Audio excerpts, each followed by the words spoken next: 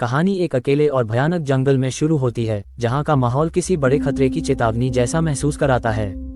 यहीं पर हमारा मुख्य किरदार ह्यू ग्लास महसूस करता है कि कोई या कुछ उसके पास ही है। वह सावधानी से अपनी राइफल तैयार करता है और धीरे धीरे आगे बढ़ता है। तभी उसे ग्रिजली भालू के दो छोटे बच्चे दिखाई देते हैं। ग्लास बस उस जगह से निकलने ही वाला होता है कि अचानक एक जानलेवा ग्रिजली भालू सीधे उसकी तरफ लपकता है। हमले के बिल्कुल पहले ही पल में ग्लास के हाथों से राइफल छूट जाती है और वह जमीन पर जोर से गिरता है।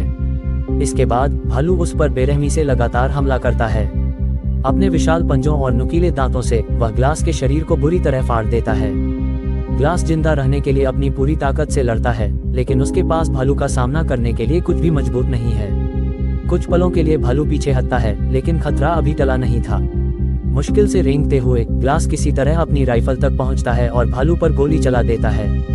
गोली भालू के गले में लगती है, लेकिन वह तुरंत नहीं मरता। इसके बजाय भालू और भी अधिक क्रोधित हो जाता है और पहले से भी कहीं अधिक क्रूरता के साथ ग्लास पर हमला करता है। उसका गला फट जाता है और उसका पूरा शरीर गहरे घावों से भर जाता है। अब ग्लास के पास जिंदा रहने का सिर्फ एक ही रास्ता बचा है। वह अपनी चाकू निकालता है और अपनी आखिरी सांस तक भालू से लड़ना शुरू कर देता है। दोनों एक ढलान से नीचे गिर जाते हैं और एक भीषण खूनी संघर्ष के बाद ग्लास अपनी चाकू से भालू पर कई वार करता है। आखिरकार ग्रिजली भालू मृत होकर गिर जाता है और उसका विशाल शरीर सीधे ग्लास के ऊपर गिरता है। उसके साथी, जो काफी दूर हैं, गोली की आवाज सुनते हैं और तुरंत घटनास्थल की ओर भागते हैं। लेकिन जैसे ही वे ग्लास की हालत देखते हैं, हर किसी को यकीन हो जाता है कि उसके बचने की उम्मीद न के बराबर है। उसका गला बुरी तरह से फटा हुआ है, पूरा शरीर गंभीर रूप से जख्मी है और वह बमुश्किल सांस ले पा रहा है। यही वह सटीक पल है जहां से ह्यू ग्लास की असली लड़ाई शुरू होती है, जंगल के खिलाफ नहीं, बल्कि खुद मौत के खिलाफ। उसके साथी तुरंत उसकी जान बचाने की कोशिश करते हैं और उसके घावों को सिलना शुरू कर देते हैं। दर्द इतना असहनीय होता है कि ग्लास तड़प उठता है, लेकिन उसके पास इसे सहने के अलावा कोई चारा नहीं था। जब सब उसकी हालत देखते हैं तो उन्हें यकीन हो जाता है कि ग्लास अब ज्यादा समय तक जीवित नहीं रहेगा। आगे का सफर पहले से ही बेहद कठिन है और इस हालत में किसी आदमी को ले जाना पूरी टीम के लिए एक बोझ बन सकता है। इसी वजह से कैप्टन के दिमाग में एक कठोर विचार आता है। वह मानने लगता है कि शायद ग्लास को इस तड़प से आज़ाद कर देना, मार देना ही बेहतर होगा, क्योंकि उसके बचने की संभावना लगभग खत्म हो चुकी है। जैसे ही कैप्टन ग्लास की जिंदगी खत्म करने का फैसला करता है, ग्लास का बेटा हॉक तुरंत बीच में आ जाता है। वह अपने पिता को मरने देने से इनकार करता है और कैप्टन से उन्हें एक और मौका देने की भीख मांगता है। हॉक की बातें सुनकर कैप्टन का दिल पिघल जाता है और वह अपना फैसला बदल लेता है। आखिर ग्लास वही इंसान था जिसकी समझदारी और मार्गदर्शन ने अब तक उनमें से कई लोगों को जिंदा रखा था। अब टीम एक नया फैसला लेती है। वे एक लकड़ी का स्ट्रेचर बनाते हैं और ग्लास को उस पर लिटाकर अपनी यात्रा जारी रखते हैं। कुछ दूरी तय करने के बाद पूरी टीम बेहद थकी हुई नजर आती है, जैसे उनसे जबरन मजदूरी कराई जा रही हो और वे इसके हर एक पल पर पछता रहे हों। लेकिन इसके बावजूद वे ग्लास को साथ लेकर जमे हुए मैदानों और घने जंगलों से होते हुए आगे बढ़ते रहते हैं। कोई नहीं जानता कि ग्लास बचेगा या नहीं, लेकिन फिलहाल वह सांस ले रहा है और मौत के खिलाफ उसकी लड़ाई भी खत्म नहीं हुई है। जैसे जैसे सफर आगे बढ़ता है, ह्यू ग्लास को ले जाना पूरी टीम के लिए एक बहुत बड़ी चुनौती बन जाता है। जमी हुई बर्फ, बेरहम मौसम और अरीकार जनजाति का लगातार मंडराता खतरा हर दिन उनकी जान जोखिम में डाल देता है। ग्लास की हालत में कोई खास सुधार नहीं दिखता और उसे स्ट्रेचर पर ले जाने से हर कोई थक चुका है। आखिरकार कैप्टन को एहसास होता है कि अगर ग्रुप इसी तरह धीमी रफ्तार से चलता रहा तो उन सभी की जान खतरे में पड़ सकती है। इस वजह से कैप्टन एक अहम फैसला लेता है। सबके सामने वह घोषणा करता है कि अब ग्लास को आगे ले जाना संभव नहीं है, लेकिन साथ ही वह उसे जंगल में अकेला भी नहीं छोड़ना चाहता। कैप्टन कहता है कि जो भी 2 या 3 लोग ग्लास के आखिरी पलों तक उसके साथ रहेंगे और उसकी मौत के बाद उसका ठीक से अंतिम संस्कार करेंगे, उन्हें कैंप लौटने पर इनाम दिया जाएगा, क्योंकि कैप्टन चाहता था कि ग्लास की मौत प्राकृतिक रूप से हो। आगे आने वाला पहला व्यक्ति ग्लास का बेटा हॉक होता है। वह अपने पिता को अकेला छोड़ने की कल्पना भी नहीं कर सकता। उसके बाद युवा ब्रिजर भी खुद आगे आता है और कहता है कि चाहे उसे पैसे मिले या न मिले, वह ग्लास के साथ रहेगा। लेकिन कैप्टन को लगता है कि उन दोनों के साथ एक अनुभवी आदमी का होना भी जरूरी है। तभी फिजराल्डा आगे आता है। पहले तो वह रुकने से मना करता है, लेकिन जैसे ही इनाम के पैसों का जिक्र होता है, उसका रवैया पूरी तरह बदल जाता है। फिजराल्ड के लिए इंसानियत से कहीं ज्यादा पैसा मायने रखता है। वह हिसाब लगाता है कि एक मरते हुए आदमी के पास कुछ दिन बिताना उसके लिए एक फायदे का सौदा है। आखिरकार वह मान जाता है और कैप्टन उससे भी इनाम का वादा करता है। और इस तरह हॉक, ब्रिजर और फिtzgerald ह्यू ग्लास के साथ उस वीराने में पीछे रह जाते हैं, जबकि बाकी टीम अपनी यात्रा पर आगे बढ़ जाती है।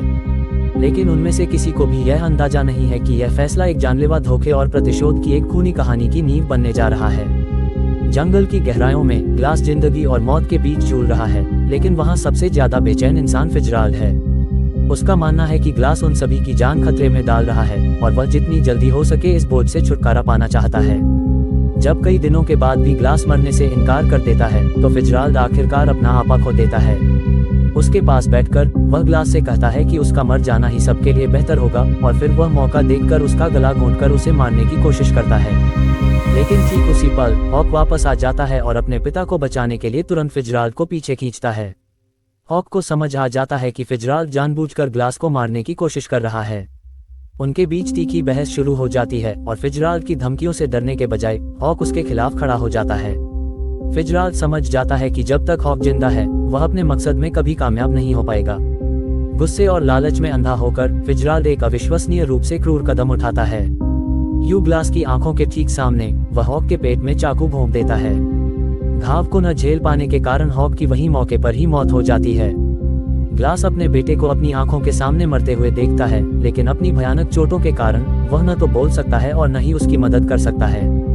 ये ग्लास की पूरी जिंदगी का सबसे दर्दनाक पल बन जाता है। अगली सुबह फिtzgerald ब्रिजर से झूठ बोलता है और दावा करता है कि उसने पास में ही अकारा योद्धाओं को देखा है और अगर वे यहाँ और रुके तो वे सब मारे जाएंगे। पहले तो ब्रिजर ग्लास को छोड़कर जाने से मना करता है, लेकिन फिtzgerald उसे डराकर राजी कर लेता है। फिर वह ग्लास को घसीटकर एक कब्र जैसे गड्ढे में फेंक देता है। ब्रिजर हैरान रह जाता है क्योंकि ग्लास अभी भी जिंदा है, लेकिन फिtzgerald उससे कहता है कि ग्लास वैसे भी कुछ ही घंटों में मरने वाला है। फिtzgerald ग्लास के ऊपर थोड़ी सी मिट्टी फेंकता है और दावा करता है कि उन्होंने कैप्टन से किया अपना वादा पूरा कर दिया है। ब्रिजर, जो सिर्फ लाचारी में उसका साथ दे रहा है, चुपके से पानी की एक बोतल निकालता है और जाने से पहले उसे ग्लास के पास छोड़ देता है। फिर वे दोनों ग्लास को उस गड्ढे में जिंदा छोड़कर जंगल में गायब हो जाते हैं।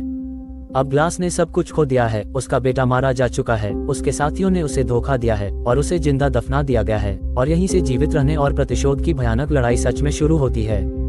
घंटों तक दर्द में तड़पने के बाद ग्लास अपनी बची कुची ताकत जुटाता है और धीरे धीरे मिट्टी को हटाते हुए गड्ढे से बाहर निकलने के लिए रेंगना शुरू करता है। उसकी हर एक हरकत उसके घावों में असहनीय दर्द पैदा करती है, लेकिन उसके दिल में सिर्फ एक ही चीज जल रही है, अपने बेटे के कातिल से बदला लेने की चाह। कब्र से बाहर निकलते ही ग्लास रेंगते हुए उस जगह की ओर बढ़ता है जहां हॉक का शव पड़ा है। अपने बेटे की लाश देखकर वह पूरी तरह टूट जाता है। वह उसके पास लेट जाता है, दुख और दर्द में डूब जाता है, लेकिन उसी पल वह खुद से एक खामोश वादा करता है कि फिtzgerald को उसके किए की सजा भुगतनी होगी। अब ग्लास बिल्कुल अकेला है, न भोजन, न पानी और न ही मदद के लिए कोई बचा है। भूख और प्यास उसकी बची कुची ताकत को खत्म कर रही हैं, लेकिन हार मानने के बजाय वह जिंदा रहने का रास्ता चुनता है। जंगल में रेंगते हुए वह सिर्फ जीवित रहने के लिए जानवरों की बची हुई हड्डियां और सूखे मांस के टुकड़े ढूंढता है। गुजरता हुआ हर एक पल उसके लिए एक और क्रूर परीक्षा बन जाता है, लेकिन समय के साथ उसका संकल्प और मजबूत होता जाता है। उसका सबसे बड़ा संघर्ष उसके फटे हुए गले का गहरा घाव है। चोट इतनी गंभीर है कि जब वह पानी पीता है तो वह उसकी गर्दन से वापस बाहर निकल जाता है। ग्लास को एहसास होता है कि अगर उसने अपना इलाज नहीं किया तो इन्फेक्शन आखिरकार उसे मार डालेगा। वह कुछ गन पाउडर बारूद इकट्ठा करता है, आग जलाता है और अकल्पनीय दर्द के बावजूद अपने गले के घाव को सील करने के लिए उसे आग से दाग देता है। उसके आसपास कोई डॉक्टर नहीं है, इसलिए ग्लास अपना खुद का इमरजेंसी इलाज करने के लिए मजबूर है। दर्द इतना तेज होता है कि वह बेहोश होकर गिर पड़ता है, लेकिन जब उसे आखिरकार होश आता है तो एक बात साफ हो जाती है। ग्लास अब सिर्फ जीवित नहीं रह रहा है, वह हर बीते दिन के साथ मौत को हरा रहा है, और अब उसका हर कदम उसे फिtzgerald और अपने बेटे की हत्या के लिए ली गई प्रतिशोध की कसम के करीब ले जा रहा है। इसी दौरान अकारा जनजाति के लोग उसी इलाके के करीब पहुंचते हैं। ग्लास उन्हें दूर से देख लेता है और तुरंत समझ जाता है कि अगर वह पकड़ा गया तो उसका सफर वहीं खत्म हो जाएगा। खुद को बचाने के लिए वह तुरंत नदी में कूद जाता है। जमने वाले ठंडे पानी से उसके घावों का दर्द और बढ़ जाता है, लेकिन वह बहाव को खुद को उनसे दूर ले जाने देता है और किसी तरह जिंदा बच जाता है। जैसे जैसे दिन बीतते हैं, ग्लास की हालत में धीरे धीरे सुधार होने लगता है। उसके घाव भरने लगते हैं और उसके पैर इतने मजबूत हो जाते हैं कि वह थोड़ा चल सके। अब वह केवल रेंग नहीं रहा है, वह धीरे धीरे फिर से खड़े होने और चलने की कोशिश करने लगता है। उसका हर कदम उसके लिए दर्दनाक है, लेकिन उसका संकल्प उस दर्द से कहीं ज्यादा मजबूत है। इस यात्रा के दौरान ग्लास की मुलाकात एक पावनी आदिवासी व्यक्ति से होती है जिसने पहले ही अपने कबीले और अपने परिवार दोनों को खो दिया है। भले ही वे अजनबी हैं, लेकिन वे एक ही दर्द से जुड़े हुए प्रतीत होते हैं। दोनों ने अपनी दुनिया को बिखरते देखा है। शुरुआत में उनके बीच थोड़ी हिचकिचाहट होती है, लेकिन धीरे धीरे वे एक दूसरे पर भरोसा करने लगते हैं। ग्लास उस पावनी व्यक्ति को अपनी तकलीफों, अपने बेटे की मौत और उस धोखे के बारे में बताता है जो उसने झेला था। वह पावनी व्यक्ति भी अपनी जिंदगी के घावों के बारे में बात करता है और उसकी कहानी सुनकर ग्लास को एहसास होता है कि दर्द सिर्फ उसी का नहीं है। इस दुनिया में हर कोई किसी न किसी तरह की लड़ाई लड़ रहा है। ग्लास की हालत देखकर वह पावनी व्यक्ति उसकी मदद करने का फैसला करता है। वह उसे जीवित रहने के बुनियादी कौशल सिखाता है, जैसे ठीक से भोजन कैसे खोजना है, खुद को ठंड से कैसे बचाना है और जंगल में कैसे जिंदा रहना है। उसकी मदद की बदौलत ग्लास को पहली बार महसूस होता है कि शायद वह सच में इस यात्रा में जीवित रह सकता है। जाने से पहले वह पावनी व्यक्ति ग्लास को एक महत्वपूर्ण सलाह देता है। वह उससे कहता है कि इंसान को अपनी पूरी जिंदगी दुख और बदले के पीछे नहीं गंवानी चाहिए, क्योंकि कभी कभी बदला लेने की चाहत उस व्यक्ति को ही तबाह कर देती है जो उसे खोज रहा होता है। लेकिन उन बातों को सुनने के बाद भी ग्लास के चेहरे पर केवल एक ही चीज लिखी रहती है, अपने बेटे की याद और अपनी बिखरी दुनिया का हिसाब चुकता करने की जरूरत। इस मुलाकात के बाद ग्लास का सफर और भी अकेला हो जाता है, लेकिन उसका संकल्प पहले से कहीं ज्यादा मजबूत हो जाता है। एक लंबी और कठिन यात्रा के बाद फिट्जराल्ड और ब्रिजर किसी तरह के लेक फोर्ट तक पहुंचने में कामयाब हो जाते हैं। कड़ाके की ठंड और लगातार बने डर ने उन दोनों को पूरी तरह थका दिया है, लेकिन फिट्जराल्ड के चेहरे पर एक अजीब सा संतोष है, जैसे उसने वह काम सफलतापूर्वक पूरा कर लिया हो जो वह करना चाहता था। किले पर पहुंचते ही फिट्जराल्ड तुरंत कैप्टन को कहानी का अपना वर्जन सुनाता है। वह सब कुछ इस तरह तोड़ मरोड़ कर पेश करता है जिससे ऐसा लगे कि ग्लास की मौत उसकी चोटों के कारण हुई थी। वह झूठ बोलता है और दावा करता है कि अइकारा ने हॉक को पकड़ लिया, उसे मार डाला और उनके पास वहां से भागने के अलावा कोई विकल्प नहीं था। ब्रिजर चुप रहता है, लेकिन सच छुपाने का अपराध बोध उसकी आंखों में साफ दिखाई देता है। उनकी कहानी सुनने के बाद कैप्टन अपना वादा पूरा करता है और दोनों को इनाम देता है। फिट्जराल्ड बिना किसी शर्म के पैसे स्वीकार कर लेता है, जैसे कुछ गलत हुआ ही ना हो। लेकिन ब्रिजर अलग है। अंदर ही अंदर वह जानता है कि ग्लास अभी पूरी तरह से मरा नहीं था और उसने उसे जिंदा दफनाने में मदद की थी। ग्लास की यात्रा अब केवल जीवित रहने के बारे में नहीं रह गई है, यह अब प्रतिशोध और न्याय का रास्ता बन चुकी है। जिस पावनी व्यक्ति ने उसकी मदद की थी, उसे फ्रांसीसी शिकारियों द्वारा धोखा दिया जाता है और मार दिया जाता है। जब ग्लास वहां पहुंचता है तो उसका शव देखकर वह पूरी तरह टूट जाता है। आगे बढ़ने पर ग्लास उन्हीं फ्रांसीसी शिकारियों को अइकारा प्रमुख की बेटी पवाका के साथ दुर्व्यवहार करते हुए पाता है। ये देखते ही उसका गुस्सा फूट पड़ता है और वह तुरंत कार्रवाई करता है।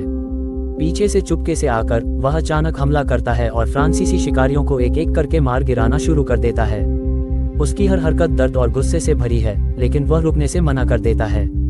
आखिरकार वह फ्रांसीसी कैप्टन तक पहुंचता है और उसे भी मार डालता है, जिससे पूरे कैंप में अफरा तफरी मच जाती है। लड़ाई के दौरान ग्लास पवाका को भी बचाने में कामयाब रहता है और उसे आजाद कर देता है, लेकिन उसकी जान बचाने के बाद भी वह वहां ज्यादा देर नहीं रुकता, क्योंकि वह जानता है कि दुश्मन अभी भी उसका शिकार कर रहे हैं। वह तुरंत कैंप के घोड़ों को छोड़ देता है ताकि फ्रांसीसी शिकारी उसका पीछा न कर सकें। घोड़े हर दिशा में भाग जाते हैं, जिससे पूरे कैंप का नियंत्रण नष्ट हो जाता है और सब कुछ अस्त व्यस्त हो जाता है। इस अफरा तफरी का फायदा उठाकर ग्लास एक बार फिर बच निकलता है और जंगल में अपनी अकेली यात्रा जारी रखता है, लेकिन अब वह पहले से कहीं ज्यादा मजबूत और दृढ़ निश्चयी है। तभी उसका पीछा कर रहे अइकारा योद्धा उसके बेहद करीब पहुंच जाते हैं। खुद को बचाने के लिए ग्लास घोड़े पर सवार होकर भागता है, लेकिन रास्ता अचानक एक गहरी और भयानक चट्टान खाई पर खत्म हो जाता है। पीछे दुश्मन और आगे मौत खड़ी थी। उस पल ग्लास के पास से न सिर्फ प्लान बी खो जाता है, बल्कि प्लान ए भी पूरी तरह खत्म हो जाता है। बिना दोबारा सोचे वह घोड़े के साथ सीधे चट्टान से नीचे कूद जाता है। नीचे गिरने पर घोड़ा तुरंत मर जाता है, लेकिन ग्लास किसी तरह बच जाता है, हालांकि अब उसकी हालत पहले से भी बदतर हो चुकी है। उसके घाव फिर से खुल जाते हैं और कड़ाके की ठंड उसकी हड्डियों तक को चीर देती है, लेकिन तभी उसे जिंदा रहने का एक बेतरतीब उपाय सूझता है जो आखिरकार उसकी जान बचा लेता है। वह घोड़े के शरीर से अंगों को बाहर निकालता है और उसके शव को एक ढाल की तरह इस्तेमाल करता है। फिर वह मरे हुए घोड़े के अंदर रेंग कर घुस जाता है, जिससे उसके शरीर की बची हुई गर्मी का उपयोग खुद को जिंदा रखने के लिए कर सके। बाहर की दुनिया पूरी तरह से जमी हुई है, लेकिन अंदर वह किसी तरह रात काटने में कामयाब रहता है। जब ये भयानक रात आखिरकार बीत जाती है और सुबह होती है, तो ग्लास ने एक बार फिर मौत को चकमा दे दिया है, लेकिन अब वह पहले से कहीं ज्यादा टूट चुका है और फिर भी उसका संकल्प मरने से इनकार करता है। बर्फीली हवाओं और टूटे हुए हौसलों के बीच फ्रांसीसी कैंप का एक घायल जीवित व्यक्ति किसी तरह अमेरिकी किले में वापस पहुंचने में कामयाब होता है। वह सबको बताता है कि एक अकेले शिकारी ने उनके पूरे ग्रुप पर हमला किया, उन्हें बुरी तरह घायल कर दिया और कई फ्रांसीसी शिकारियों को मार डाला। उसकी हालत इतनी खराब है कि पहले तो कोई उसकी बात पर यकीन नहीं करता, लेकिन जब वह अपनी टीम के साथ हुई हर बात को विस्तार से समझाता है तो माहौल तुरंत गंभीर हो जाता है। फिर वह उन्हें एक पानी की बोतल दिखाता है और कहता है कि यह उसी शिकारी की है जो लड़ाई के दौरान गिर गई थी। जैसे ही सब उस बोतल को देखते हैं वे चौंक जाते हैं, क्योंकि वह किसी आम इंसान की नहीं बल्कि ग्लास की है, वही बोतल जो टीम ने कभी उसे दी थी। ये देखकर कैप्टन को तुरंत एहसास हो जाता है कि फिtzgerald ने जो कहानी सुनाई थी वह पूरा सच नहीं थी और ग्लास अभी भी जिंदा है। उस पल फिtzgerald को शायद पहली बार एहसास होता है कि एक पानी की बोतल भी सबूत बन सकती है। कैप्टन तुरंत एक सर्च पार्टी खोज दल बनाता है और उन्हें ग्लास को खोजने का आदेश देता है। जंगल में तलाश एक बार फिर शुरू होती है, लेकिन इस बार मिशन सिर्फ जिंदा रहने का नहीं है, ये ग्लास को ढूंढने और सच को सामने लाने का है। कुछ समय बाद सर्च टीम आखिरकार ग्लास को खोज लेती है। वह जिंदा है, लेकिन पूरी तरह से टूट चुका है। हर कोई उसकी हालत देखकर दंग रह जाता है, क्योंकि वे पहले ही मान चुके थे कि वह मर चुका है। कैप्टन उसे वापस किले में लाता है, जहां उससे जो कुछ भी हुआ था उसका पूरा सच बताने को कहा जाता है। धीरे धीरे एक कमजोर और दर्द से भरी आवाज में ग्लास सब कुछ बयां कर देता है। अपने बेटे की हत्या, धोखा, जिंदा दफनाया जाना और हर वह क्रूरता जो उसने झेली थी। उसकी कहानी सुनकर हर कोई हिल जाता है और अब वे आखिरकार समझ जाते हैं कि असली अपराधी कौन है और सच कितना भयानक था। किले में सच सामने आने के बाद पूरा माहौल बदल जाता है। हर किसी को आखिरकार एहसास होता है कि फिtzgerald ने न केवल ग्लास को धोखा दिया, बल्कि उसके बेटे हॉक की मौत में भी बड़ी भूमिका निभाई। फिtzgerald का असली चेहरा अब सबके सामने आ चुका है, लेकिन वह ऐसा इंसान नहीं है जो वहां रुककर सजा का इंतजार करे। जैसे ही उसे मौका मिलता है वह भाग निकलता है। जैसे ही कैप्टन को इस बात का पता चलता है वह तुरंत एक्शन लेता है। ग्लास के साथ मिलकर वह फिtzgerald का शिकार करना शुरू कर देता है। अब दोनों का एक ही मकसद है, उस आदमी को पकड़ना जिसने इंसानियत की हर हद पार कर दी थी। एक लंबे पीछा करने के बाद वे आखिरकार फिtzgerald के करीब पहुंचने वाले होते हैं, लेकिन इस दौरान कैप्टन और ग्लास अलग अलग रास्तों पर निकल जाते हैं। अकेले कुछ दूरी तय करने के बाद कैप्टन को फिtzgerald दिखाई देता है। बिना दोबारा सोचे फिtzgerald उस पर गोली चला देता है, जिससे कैप्टन गंभीर रूप से घायल हो जाता है। कैप्टन को एहसास होता है कि वह आगे नहीं बढ़ सकता और ठीक उसी पल ग्लास वहां पहुंच जाता है। अब फिtzgerald को पकड़ना और हिसाब चुकता करना अकेले ग्लास की जिम्मेदारी बन जाता है। ग्लास अब उस मोड़ पर पहुंच चुका है जहां से वापसी का कोई रास्ता नहीं है। उसके सामने फिtzgerald खड़ा है, वही आदमी जिसने उसकी पूरी दुनिया तबाह कर दी थी। उनके बीच एक अंतिम और भयानक आमना सामना होता है, क्योंकि दोनों आदमी अपनी बची कुची ताकत के साथ एक दूसरे पर हमला करते हैं। ग्लास अपने अंदर बची आखिरी ताकत का इस्तेमाल करता है, लेकिन फिtzgerald भी उतना ही बेरहम है। दोनों बुरी तरह घायल हो जाते हैं, फिर भी कोई भी आत्मसमर्पण करने को तैयार नहीं है। आखिरकार एक निर्णायक पल में ग्लास फिtzgerald को जमीन पर पटक देता है और उस पर हावी हो जाता है। वह उसे मारने से बस कुछ ही सेकंड दूर है, लेकिन तभी उसे अचानक अपने पावनी दोस्त के शब्द याद आते हैं कि बदला इंसान को अंदर से धीरे धीरे नष्ट कर देता है और कभी कभी न्याय को प्रकृति पर ही छोड़ देना चाहिए। ग्लास अपना फैसला बदल लेता है और फिtzgerald को नदी में बहने देता है, लेकिन ठीक उसी पल अइकारा जनजाति वहां पहुंच जाती है। अइकारा योद्धा फिtzgerald को पकड़ लेते हैं और उसकी किस्मत का फैसला वहीं हो जाता है। लेकिन अइकारा ग्लास को कोई नुकसान नहीं पहुंचाते। वे उसे जाने देते हैं, क्योंकि उसने उनकी बेटी पावाका की जान बचाई थी। पावाका ने पहले ही अपने कबीले को सब कुछ बता दिया था कि ग्लास ने उसे कैसे बचाया था। ग्लास अंत में जिंदा तो बच जाता है, लेकिन अब न उसका कोई बेटा है, न कोई साथी। पीछे बची है तो सिर्फ एक खामोश यात्रा और एक बिखरी हुई जिंदगी।